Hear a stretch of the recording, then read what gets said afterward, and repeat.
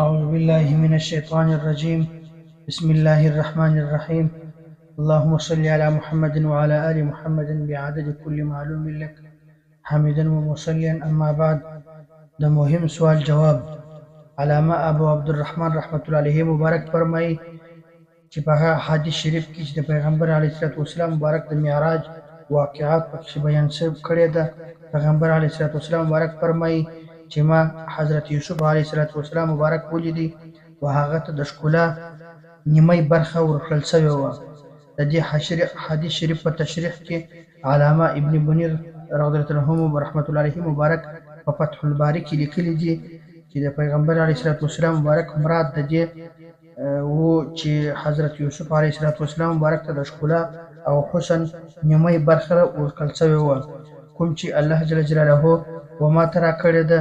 په دې تشریح باندې چې په حدیث شریف دلیل دی چې حضرت انس رضی الله عنه مبارک نقل کوي چې پیغمبر علیه السلام مبارک وفرمایل چې هر نبی الله جل جلاله را لېږلی دی هغه ته یې ښکلی مخ او ښکلی اواز ورکړی دی، او ستاسې نبی تر هغه ښکلی چهره او ښکلی اواز خاوند دی، خو الله جل جلاله او پیغمبر علیه السلام مبارک ته د حسن او ښکلا په هیبت ورکړی وو، لکه حضرت عمر بن العاص رضی الله عنه مبارک چې فرمایي ما ته تر هر چا پیغمبر علیه السلام مبارک محبوب او قدرمن وو.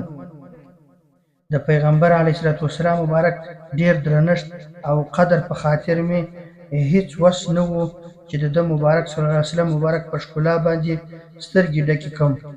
که اوس راڅخه څوک د نبوت د حسن پوښتنه وکړي، زه د بیان څخه عاجز شم، ځکه چې ما په حسن سترګې نه دي ډکې کړي، نه مې دي مړې کړي.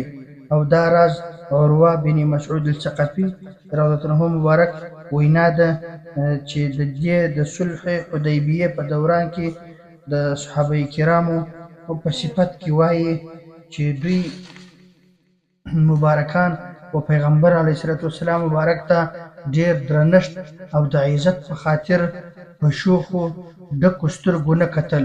وصف نبی صلی الله علیه وسلم جامع الترمذی صحیح المسلم. وما علينا الا البلاغ المبين.